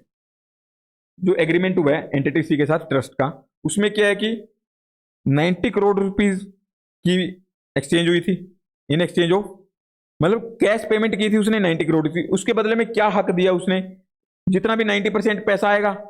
अब मेरे को 90% का ही transfer हुआ loan, क्योंकि 90 करोड़ ही payment हुई थी, तो 90 करोड़ के बदले में 100 करोड़ का लोन था, तो क्या कर रहे हैं 90% का जितना भी प्रिंसिपल और इंटरेस्ट की पेमेंट है वो सारी जो एंटिटी बी से मिल रही है वो सारी की सारी ट्रस्ट क्या कर रही है, ट्रांसफर कर रही है एंटिटी सी को, जो इन्वेस्टर है उसको। कोई लिखा trust accept no obligation, trust ने कोई ऑब्लिगेशन एक्सेप्ट नहीं की है to make any payments to entity C other than 90% of exactly what has been received from, जो 90% उससे एंटिटी बी से मिलेगा, उसके अलावा कोई और ऑब्लिगेशन नहीं है उसकी ट्रस्ट की कि कुछ और भी ट्रांसफर करेगी। अगर वो मिलेगा तो करेगी, नहीं करेगी। वही लिखा है trust provides no guarantee to entity C about the performance of the loan. Trust ने कोई गारंटी नहीं दी है उसको कि कैसा परफॉर्म करेगा। लोन। क्या पता कैश रिकवर ना कर पाए एंटिटी बी से, तो उसको कुछ नहीं मिलेगा। अगर मिलता है तो 90% उसको दे देगी, ठीक है। And has no rights to retain 90% of the cash collected from entity B nor any obligation to pay cash if cash has not been received. अगर उसको मिलता है तो हक नहीं है उसके पास, ट्रस्ट के पास कि वो रखे, उसका सारा ट्रांसफर करना है। तो मतलब कि ये क्या कर रही है, आया पास किया, वहां से कलेक्ट किया था तो 90 करोड़ दे दिया था, और वहां से मतलब एक पास कर रही है, बस पास थ्रू, ये पास थ्रू अरेंजमेंट कर रही है एंटिटी, ठीक है। तो इस केस में क्या करना होगा, if the three condition are met the proportion sold is derecognised. जो प्रोपोर्शन सेल किया है, कितना प्रोपोर्शन सेल किया था मैंने ट्रस्ट को, 90%, क्योंकि 90 करोड़ का किया था, टोटल कितना का था 100 करोड़ का, तो 90% पोर्शन सेल किया है, तो 90 करोड़ को डिरिकॉग्नाइज करूंगा और 10 करोड़ को नहीं करूंगा, क्योंकि इसमें मेरा प्रोपोर्शनेट, ये प्रोपोर्शनेट वाला आ गया ना, 100 में से 90% कहा कि आपको ट्रांसफर कर दिया, पार्सल फाइनेंशियल एसेट ट्रांसफर की मैंने, ठीक है। आप वो चार्ट का याद करो, चार्ट में कैसे बनाया था, एक ट्रांसफर वाले में एक फुल एक पार्शियल, पार्शियल में मैंने दो बनाए थे, एक स्ट्रिप और एक प्रोपोर्शनेट। अब ये प्रोपोर्शनेट वाला है कि हमने प्रोपोर्शनेट ट्रांसफर कर दिया है, 100 में से 90% का आपको ट्रांसफर कर दिया कि आप उससे कलेक्शन करोगे, हक आपको दे दिया 90% का, 10% मेरे पास है, ठीक है। तो इसमें यह नहीं किया कि मैंने स्टार्टिंग क्या इतना कर लो आप, लास्ट का इतना कर लो, नहीं, मैंने कहा कि 90% जितना भी होगा वो आपका, 10% मेरा। जैसे मान लो उससे 1000 मैंने फर्स्ट ईयर में, मान लो फर्स्ट ईयर में कलेक्शन हुई है मेरी, सेकंड ईयर में, थर्ड ईयर में, फर्स्ट ईयर में 1 लाख की कलेक्शन हुई, सेकंड में भी 1 लाख की, तो मैं कहूंगा कि 90,000 आप ले लो, 10,000 मेरा, 90,000 आप ले लो, 10,000 मेरा, ठीक है। ये मतलब प्रोपोर्शनेट हो गया, समझे। अब ऐसा नहीं किया मैंने कि स्टार्टिंग के 2 लाख आपके हैं, उसके बाद वाला मेरा है। स्टार्टिंग के 2 लाख आपके होते तो मतलब कि फर्स्ट सेकंड 1 लाख 1 लाख, तो इसको क्या कहते हैं, प्रोपोर्शनेट नहीं है ये तो, ठीक है। इसमें आपको सारा डिरिकॉग्नाइज करना पड़ता, बट ये प्रोपोर्शनेट का शेयर है तो आपको पार्सल ही डिरिकॉग्नाइज करना है, और बाकी का आपको दिखता रहेगा इस सेट में। The proportion sold is derecognised, जो प्रोपोर्शन सोल्ड हुआ है वो डिरिकॉग्नाइज हो गया, provided the entity has transferred substantially all risk and rewards of ownership. इसमें एक कंडीशन भी है कि आपने एज्यूम करते हैं कि सारे के सारे रिस्क एंड रिवॉर्ड ट्रांसफर कर दिए हैं, अगर ना किए होते तो मेरा उस केस में आ जाता नाइदर रिटेन नॉर ट्रांसफर्ड वाला। दस entity would report A loan asset of, इसमें लोन कितने की दिखाती रहेगी वो एंटिटी है 10 करोड़ का, और डिरिकॉग्नाइज कर देगी 90 करोड़ को, ठीक है जी। ये काफी अच्छा क्वेश्चन था, बट इसको समझा चुका हूं मैं आपको, तो आपको डिफिकल्ट लगना नहीं चाहिए। 7, ए financial asset is sold under repurchase agreement. एक फाइनेंशियल एसेट सेल की है रीपरचेज के एग्रीमेंट में, मतलब कि उसको रीपरचेज कर सकता हूं मैं, ठीक है। Repurchase price as per that agreement is fixed price plus sale price plus a lender's return, ठीक है। फिक्स्ड प्राइस और sale price plus a lender's return. Let's look at 3 alternate scenario. इसका मैं बता देता हूं कि अगर रीपरचेज एग्रीमेंट है, रीपरचेज में मैं कहूं कि एक रेट डिसाइड हो चुका पहले, फिक्स्ड प्राइस या फिक्स्ड प्राइस प्लस कुछ इंटरेस्ट, ये पे करना है मेरे को, डिसाइड हो चुका है कि इतना ही पे करूंगा, तो उस केस में क्या करना चाहिए, क्या कहूं कि रिस्क ट्रांसफर हो चुका है या नहीं, नहीं, रिस्क इसमें ट्रांसफर नहीं हुआ है। अगर कहता कि फेयर वैल्यू पे ही परचेज करने का है, जो मार्केट में वैल्यू चल रही होगी उसके ऊपर ही, तो इसमें कहता कि हाँ ये रिस्क ट्रांसफर्ड है, सारा रिस्क ट्रांसफर्ड है। इस केस में तो सारा डिरिकॉग्निशन हो जाता, बट इस केस में होगा या नहीं होगा, क्योंकि इसमें सारा रिस्क ट्रांसफर नहीं हुआ। इस केस में देखते हैं क्या करना। इनके पास रिपरचेज एग्रीमेंट है, चाहे सेम फाइनेंशियल एसेट ले ले या सब्सटेंशियली उसके जैसी ले ले, या repurchase agreement provides the transfer a right to substitute assets that are similar and of equal, कोई ऐसी सिमिलर एसेट कि जो इक्वल फेयर वैल्यू की है जो ट्रांसफर्ड एसेट की थी एट रिपरचेज डेट पे। State whether derecognition principles will be applied और नॉट, इसमें बताओ कि डिरिकॉग्निशन प्रिंसिपल लगेंगे या नहीं लगेंगे। In each of this scenario the transferred asset is not derecognise, ये डिरिकॉग्नाइज नहीं होगी, because the transfer retain substantially all risk and reward of ownership, क्योंकि इसने फिक्स्ड इंटरेस्ट फिक्स्ड प्राइस पे ही डिसाइड हुआ है, प्लस लेंडर्स रिटर्न इस पे ही डिसाइड हुआ है। नहीं होता तो क्या करता मैं, अगर फेयर वैल्यू पे ही होता तो तब तो मैं इसको डिरिकॉग्नाइज कर देता, बट इसमें नहीं होगा। ठीक है,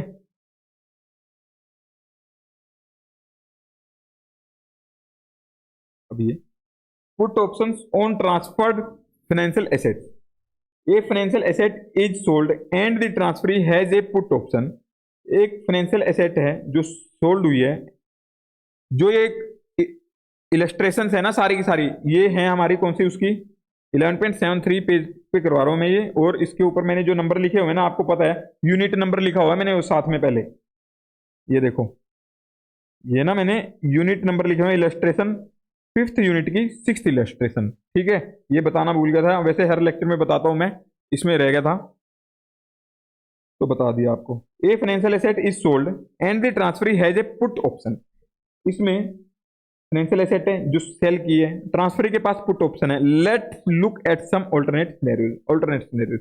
इसमें हम देखते हैं कि क्या वो डीपली इन द मनी है या deeply out of the money. अगर वो डीपली इन द मनी है, मतलब कि एक्सरसाइज कर सकता है उस ऑप्शन को, तो क्या कहूंगा कि एक्सरसाइज करने का हक है उसके पास, तो मैं कहूंगा कि रिस्क ट्रांसफर नहीं हो पाया। ठीक है, तो हम क्या करेंगे, इसको डी रिकॉग्निशन नहीं करेंगे, नो रिकॉग्निशन, इसमें रिस्क सारा ट्रांसफर नहीं हो पाया। और इस केस में मैं कहूंगा कि out of the money, exercise करने का मतलब ही नहीं बनता।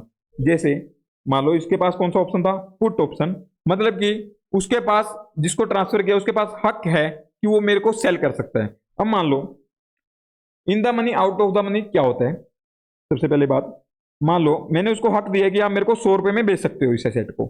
अब मार्केट में रेट चल रहा है उसका 80 रुपीज। ठीक है, मैंने हक दिया उसको 100 रुपीज में मेरे को बेच सकता है वो, मार्केट में चल रहा है 80 रुपए, तो ये क्या करेगा, ये 80 में मार्केट में बेचना चाहेगा या 100 में मेरे को, ये मेरे को ही बेचना चाहेगा, तो इस ऑप्शन को क्या कहूंगा, इन द मनी ऑप्शन। और एक कहता हूं कि मैं मार्केट में चल रहा है 120 रुपए का रेट, तो वो मार्केट में बेचना चाहेगा या मेरे को, वो मार्केट में बेचना चाहेगा, तो मतलब कि इसको हो गया हमारा out of the money option, कि मतलब वो मेरे को नहीं सेल करके मार्केट में ही करना चाहेगा, वो जो ऑप्शन दिया उसको एक्सरसाइज नहीं करना चाहेगा। ठीक है, तो उसको कहते हैं हम आउट ऑफ द मनी। अब एक deeply in the money, deeply out of the money, मान लो कि बहुत ज्यादा डिफरेंस है प्राइस का, ठीक है, कि वो दोबारा मीट कर ही नहीं पाएगा। इसमें तो क्या पता, मान लो 105 रुपए चल रहा मेरा रेट, 105 से क्या पता 100 भी आ जाए, तो बाद में एक्सरसाइज हो सकता है। अभी तो आउट ऑफ द मनी दिख रहा है आपको, अभी आउट ऑफ द मनी दिख रहा है 105 है, तो क्या पता 100 आ भी जाए, 100 से नीचे भी हो जाए, तो मेरा आउट ऑफ द मनी भी हो सकता है फिर, मतलब अभी तो ये आउट ऑफ द मनी दिख रहा है, इन द मनी भी हो सकता है फिर। ठीक है, मतलब ज्यादा डिफरेंस नहीं है, तो उसको कहेंगे इन द मनी या आउट ऑफ द मनी। और ज्यादा डिफरेंस है बहुत ज्यादा, कि मतलब पॉसिबल नहीं है कि अब एक्सरसाइज होने का कभी ऑप्शन भी लगे, तो उसको कहेंगे deeply out of the money. Deeply, जब deeply out of the money होता है तो क्या करेंगे उसको, deeply out of the money मतलब एक्सरसाइज करने का हक नहीं है, मतलब वो करेगा ही नहीं एक्सरसाइज, क्योंकि प्राइस ही उसको मार्केट में इतना ज्यादा मिल रहा है, तो एक्सरसाइज नहीं करेगा वो। तो उस केस में मतलब कि मेरा रिस्क अब खत्म हो चुका उसका, रिस्क ट्रांसफर, तो इसमें क्या करेंगे, डी रिकॉग्निशन, रिस्क सारा का सारा ट्रांसफर, तो डी रिकॉग्निशन।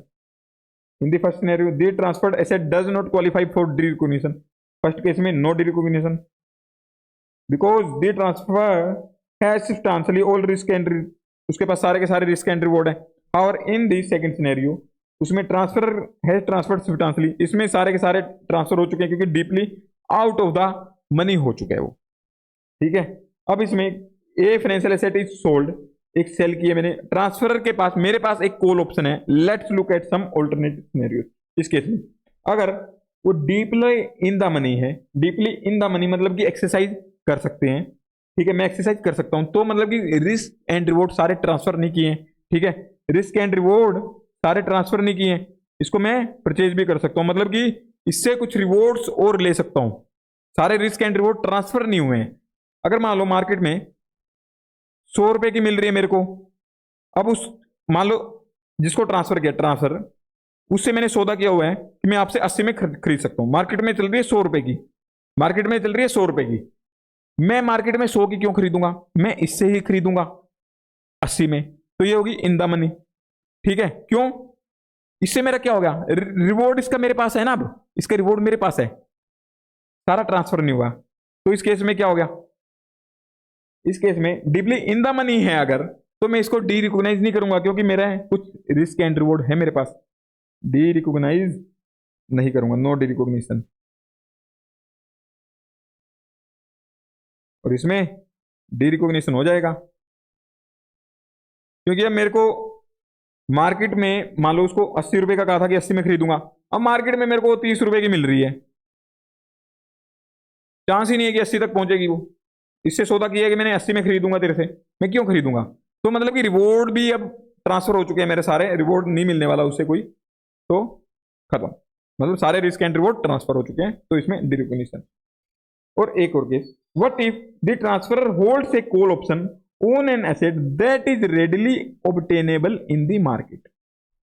अगर मैं कहूं कि ट्रांसफरर में एक कॉल ऑप्शन रखता हूं on an asset that is readily obtainable in the market, कि मार्केट में रेडिली अवेलेबल है, call option is neither deeply in the money और nor deeply out of the money. ये वो वाला केस हो गया मेरा कि नाइदर वाला, नाइदर दो में एक कॉल ऑप्शन है जो कि रेडली मार्केट में अवेलेबल है, ठीक है। कॉल ऑप्शन ना तो डीपली इन द मनी है ना deeply out of the money है, मतलब कि थोड़ा सा इन द मनी थोड़ा सा आउट ऑफ द मनी होता रहता है, वो बहुत कम फ्लक्चुएशन मतलब डिफरेंस है। एक्सरसाइज कर भी सकते हैं, नहीं भी कर सकते, मतलब ये नहीं कह सकता कि मैं neither risk and reward transfer, no neither all neither transferred no retained, ठीक है। ये नहीं कह सकता कि सारे रिटेन किए हैं या ट्रांसफर किए हैं, नहीं कह सकता इस केस में भी, ठीक है। तो इस केस में क्या होगा मेरा कि साथ में मेरा क्या है, इसमें एक एक्टिव मार्केट का भी दे रखा है, कॉल ऑप्शन रेडली ऑब्टेनेबल। इसमें मैंने देखा था कि एक्टिव मार्केट है, अगर अगर एक्टिव मार्केट है मेरा, एक्टिव मार्केट अवेलेबल है, तो सामने वाले पार्टी, इसमें देखूंगा कंट्रोल है नहीं है, मतलब सामने वाली पार्टी ट्रांसफर है, वो उसको सेल कर सकते हैं थर्ड पार्टी को विदाउट एनी रिस्ट्रिक्शन, ठीक है। तो क्या करेंगे, तो इसको डिरिकॉग्नाइज कर देंगे। सामने वाली पार्टी सेल कर सकती है तो मैं इसको डिरिकॉग्नाइज कर दूंगा जिसको ट्रांसफर किया है। क्यों, क्योंकि एक्टिव मार्केट है। जब मान लो मैंने उससे खरीदने का हक जता भी दिया तो क्या करूंगा, खरीदने का हक अगर मान लो मैंने जता भी दिया कि मेरे को एक्सरसाइज करना है, तो वो मार्केट से परचेज करके मेरे को दे देगा। तो इस केस में क्या होगा, डिरिकॉग्निशन हो जाएगा। Call option is neither deeply in the money NOR deeply out of the money. इस केस में अगर डीपली इन द मनी नहीं है, deeply out of the money नहीं है, तो इसको डिरिकॉग्निशन कर देंगे। स्टेट वेदर, क्योंकि इसमें कंट्रोल नहीं है ना मेरे पास, अब कंट्रोल ट्रांसफर हो चुके हैं। इसमें बताओ डिरिकॉग्निशन के प्रिंसिपल आएंगे नहीं आएंगे, ठीक है। इस केस में क्या होगा, डिरिकॉग्निशन। आइए देखते हैं ऐसे क्या आंसर। फर्स्ट सिनेरियो में note qualify for D recognition, और सेकंड सिनेरियो में सब्सटेंशियली और रिस्क एंड रिवॉर्ड ट्रांसफर हो चुके हैं तो डी रिकॉग्निशन हो जाएगा। थर्ड सिनेरियो में ये डी रिकॉग्नाइज हो जाएगी because the entity neither retain not transferred, ठीक है। और एक नोट रिटेन्ड कंट्रोल, ये वाला सिनेरियो बन गया, तो इसमें हमारा ये खत्म हो गया काम, ठीक है। पहले में नोट रिकॉग्निशन, सेकंड में डी रिकॉग्निशन, ये यहाँ पे लिखा था, फर्स्ट में नोट रिकॉग्निशन, ठीक है। ये वाला कंप्लीट हो गया। अब इसके नेक्स्ट वाला देखते हैं, देखते हैं 9 तक ही कर रहे थे ना, 9 तक पहुंच चुके हैं।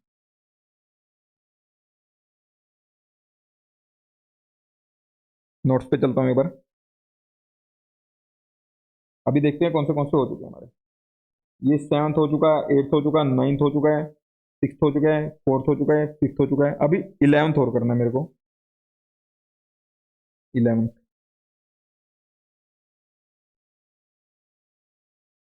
Assignment of receivables.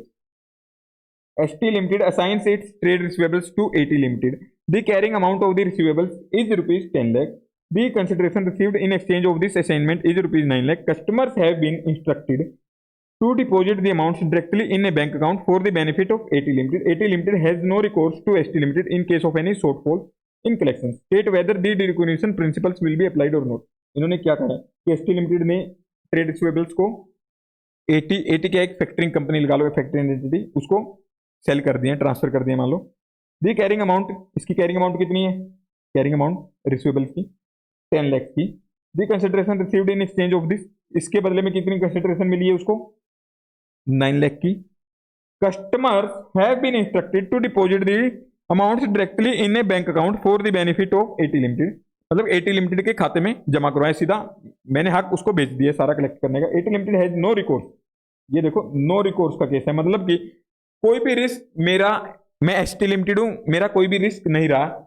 अगर कलेक्ट कर पाए तो उसका भला, नहीं कर पाए तो उसका रिस्क, ठीक है। In case of any shortfalls in collection, सारा का सारा ट्रांसफर हो चुका है तो सारे के सारे को मैं रिकॉग्नाइज कर दूंगा। बस कितने को रिकॉग्नाइज करूंगा? इसको 10 लाख को।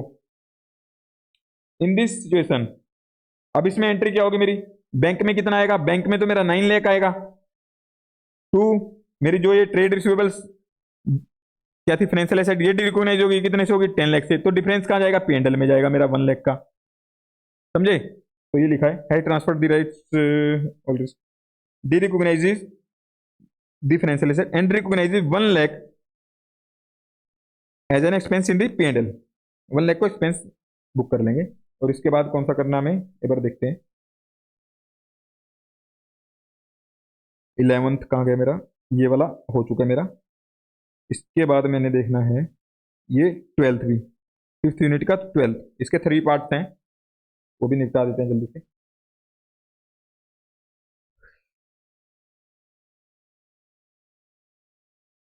चैनल सब्सक्राइब कर लो अगर अभी तक आपने चैनल सब्सक्राइब नहीं किया तो। Entity C agrees with factoring company D to enter into a डेप्ट factoring arrangement under the terms of the arrangement. इसमें क्या है, एंटिटी सी है, वो फैक्टरिंग कंपनी डी है एक, उसके साथ एग्री करती है टू एंटर इनटू ए डेप्ट factoring arrangement under the terms of the arrangement. The factoring D agrees to pay 91.5 crore. तो डी कितना पे करती है? Agrees to pay 91.5 crore, less उसमें से लेस करेगी सर्विस चार्ज कितने का? 1.5 करोड़ का। मतलब कि नेट मेरे पास कितना आएगा? 90 करोड़ का। 90 करोड़ का मेरे पास आएगा पैसा, ठीक है। मतलब बैंक में कितना आया मेरा? 90 करोड़ का। इन exchange for 100% of the cash flows, मतलब कि सारी की सारी ट्रांसफर कर दी है, कंप्लीट फाइनेंशियल एसेट ट्रांसफर कर दी है मैंने। कितनी थी मेरी financial asset total?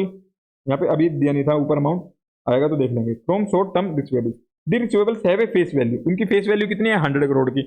Face value से हमें कोई काम होता है? नहीं, हमें तो देखना है कि कैरिंग अमाउंट मेरी बुक्स में कितनी की आ रही है, जो क्योंकि डी रिकॉग्निशन है मेरा हमेशा कैरिंग अमाउंट पे ही होता है, जो मेरी बुक्स में आ रही है उसी कैरिंग अमाउंट पे होगा हमेशा डी रिकॉग्निशन। ये तो हम अभी तक कितने इंडेक्स करके आ चुके हैं, सबके अंदर डी रिकॉग्निशन जो मेरी बुक्स में दिख रही है उससे ही बाहर होती है, ठीक है। कैरिंग अमाउंट देखिए इसकी 95 करोड़ की, और पैसा आया मेरे पास 90 करोड़ का, तो 5 करोड़ यहाँ पे कम आया, तो 5 करोड़ का क्या होगा? P&L में जाएगा मेरा। The customers will be instructed to pay the amounts owed into a bank account of the factoring company. Customer को इंस्ट्रक्शन दी गई है कि to pay the amount owed into a bank account of the factoring company. उसको कहा कि पैसा आप फैक्टरिंग कंपनी के अकाउंट में डिपॉजिट करवाओगे। Entity C also writes a guarantee to the factoring company. यहाँ पे गारंटी की बात आ गई है, तो मतलब कि पार्शियल रिकोर्स वाला काम होगा यहाँ पे जहां तक है। Under which it will reimburse any credit losses up to 5 crore over and above the expected losses of 5 crore. अगर उसको लगता है कि 5 करोड़ या उससे ज्यादा का लॉस हो जाएगा तो वो 5 करोड़ तक का लॉस आपका रिकवर कर देगी, ठीक है।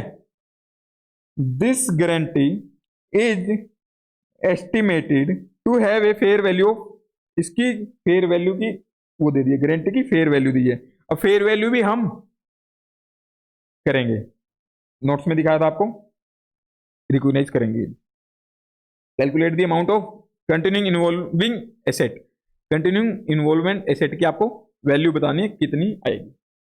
सबसे पहले तो कंटिन्यूइंग इन्वॉल्वमेंट, अभी इन्वॉल्वमेंट मेरा कितना है? सबसे पहले तो देखो मेरा अगर रिकवर नहीं कर पाएगा, ये केस तो वो हो गया मेरा। सबसे पहले तो नाइदर ट्रांसफर नो रिटेन, उसमें भी कौन से वाला केस हो गया मेरा? ये जिसके अंदर की मेरे को कंट्रोल ट्रांसफर नहीं हुआ, सारा कंट्रोल ट्रांसफर नहीं हुआ है।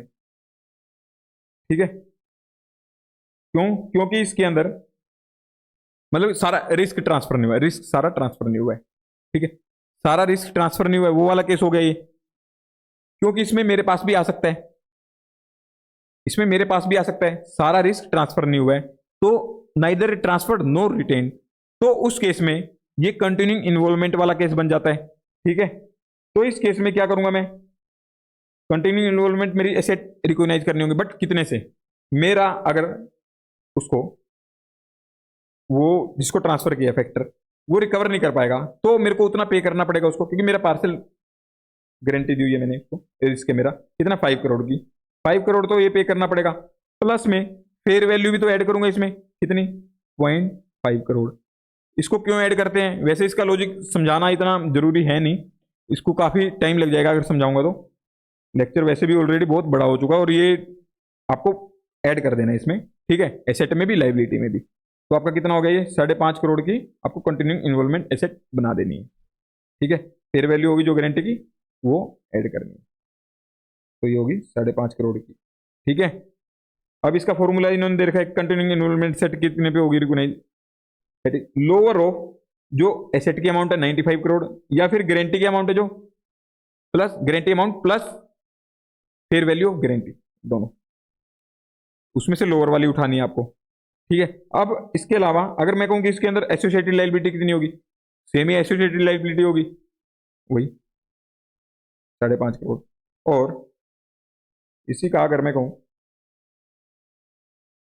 जनरल एंट्री पास करनी है, जनरल एंट्री कैसे होगी? कैश कितना है? 90 करोड़ आया था, एसेट कितनी गई थी मेरी?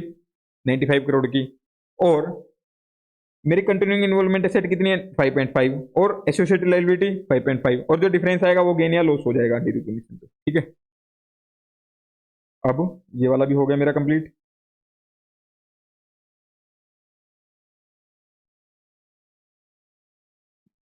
डन डन डन, ये वाला सारा हो चुका है।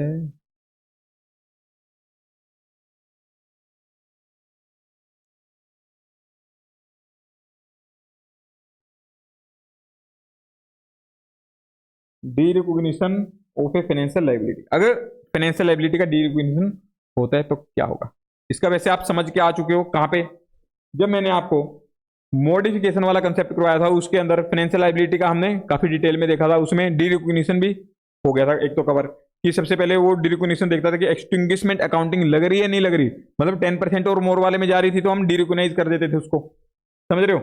एक तो वो वाला कंसेप्ट आ गया इसमें, वो ऑलरेडी हो चुका है हमारा cover. An entity recognises financial liability, और उसके अलावा कब डी रिकॉग्नाइज करते हैं फाइनेंशियल लायबिलिटी को? जब उसने ऑब्लिगेशन को डिस्चार्ज कर दिया, कैंसिल हो गई है या एक्सपायर हो गई है, मतलब कि पे कर दिया है, या फिर एक्सपायरी हो चुकी है, मेच्योरिटी वगैरह टाइम पीरियड पास हो चुका है कि उसके बाद पे नहीं करनी हो, ऐसा कुछ हो, या फिर कैंसिल हो चुकी है कि पे ही नहीं करना, कुछ भी लगा लो, मतलब फ्यूचर की ऑब्लिगेशन अब खत्म हो चुकी है। सेम जैसे सेट में देखा था कि ऑब्लिगेशन मतलब उसमें था मेरा हक खत्म हो चुका है, यहाँ पे ऑब्लिगेशन खत्म हो चुकी है मेरी। अब इसमें एक केस करवाना है मेरे को, डेप्ट फॉर इक्विटी स्वैप, मतलब डेप्ट के बदले में इक्विटी मिलता है, तो financial liability settled bye issuing equity shares, financial liability कैसे से इशू सेटल करते हैं? इक्विटी शेयर्स इशू करके कर देते हैं सेटल। तो इसमें स्टेप क्या रहेगा? सबसे पहले तो डी रिकॉग्नाइज कर दोगे फाइनेंशियल लायबिलिटी को, कैरिंग अमाउंट पे हो जो डी रिकॉग्निशन, तो फिर रिकॉग्नाइज करोगे इक्विटी को फेयर वैल्यू पे। ठीक है, तो इसका एक एग्जांपल दे रखा है, एग्जांपल 505, मतलब कि फिफ्थ यूनिट का fifth example.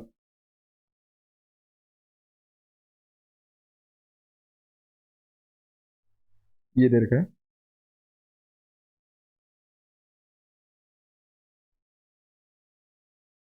JK Limited has an outstanding unsecured loan of 90 crore to a bank।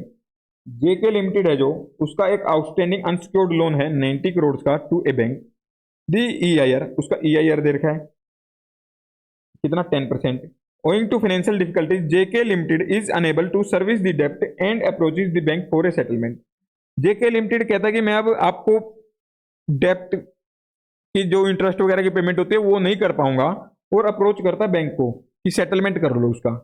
ठीक है, the bank offer the following terms which are accepted by JK limited, उन दोनों के बीच में, बैंक के और जेके लिमिटेड के बीच में इन टर्म्स पे एक एग्रीमेंट हो गया है, एक्सेप्ट हो गया दोनों को। 2/3 ऑफ द डेप्ट, डेप्ट कितने का था 90 करोड़ का, ठीक है, ये 90 करोड़ का डेप्ट है, 90 करोड़ मल्टीप्लाई 2/3 कितना हो गया 60 करोड़ का कैरिंग अमाउंट है जिस डेप्ट की, is unsustainable and hence will be converted into 70% equity interest in JK limited.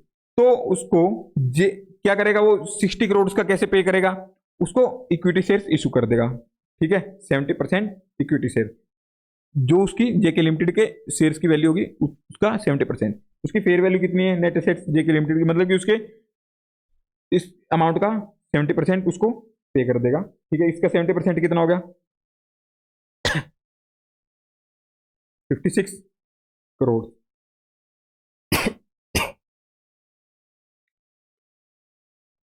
Just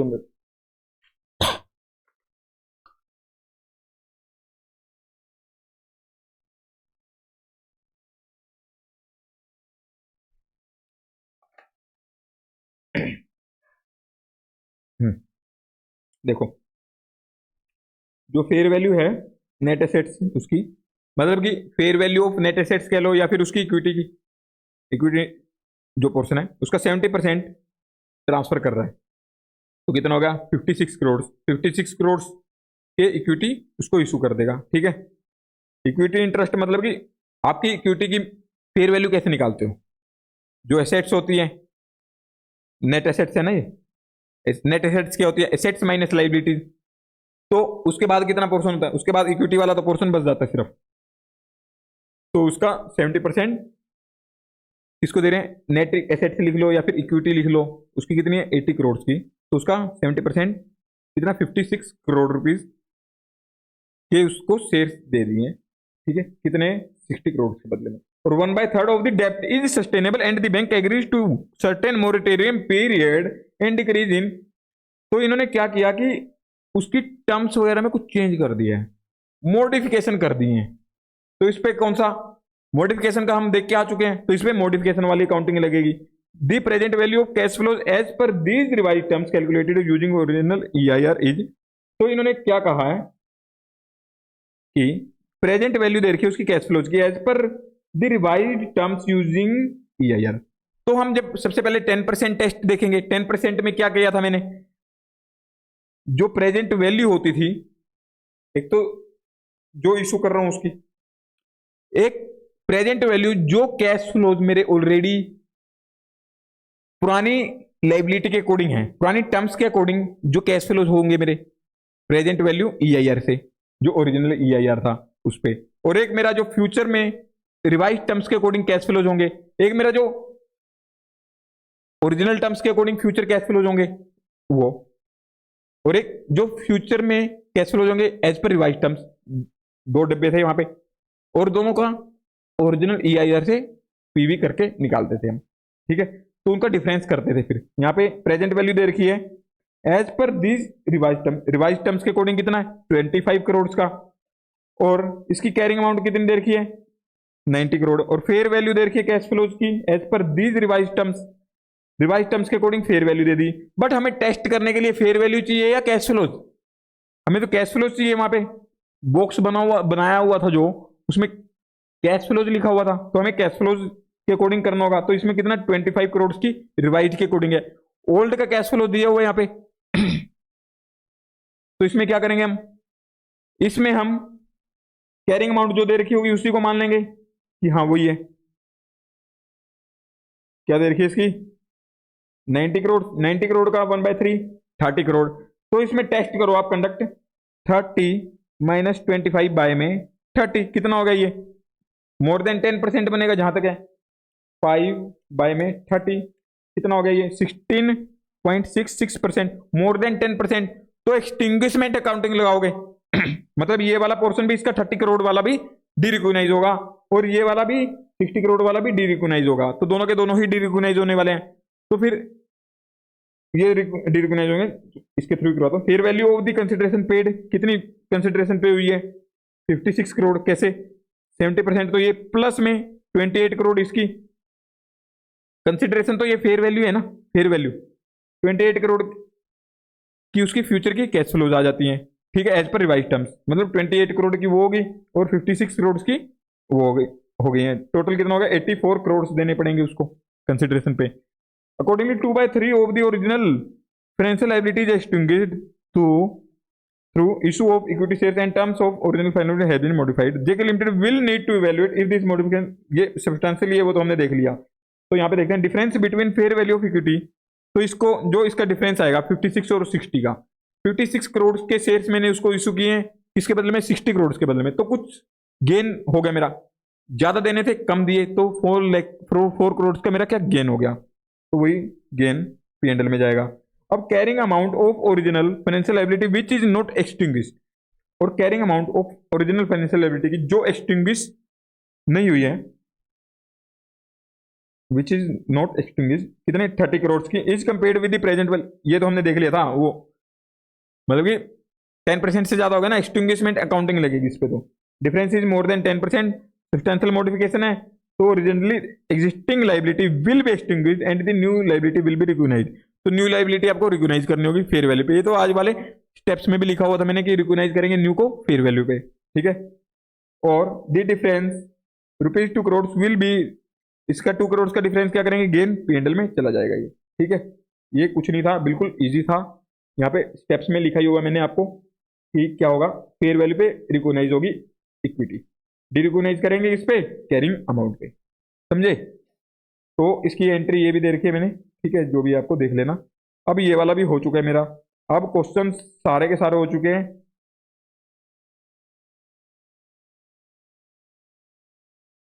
तो अभी एक बार ICAI के मैथ पे भी देख लेता हूँ, कुछ रहा तो नहीं है समझाने लायक, नहीं आगे तो हेज वाला हो जाएगा शुरू।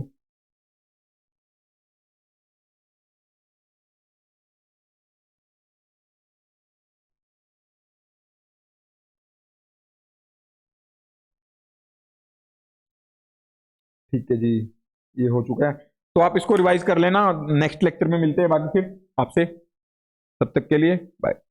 चैनल सब्सक्राइब करके जाना, कमेंट करना, लाइक करना जरूर से, और अपने दोस्तों को भी शेयर किया करो।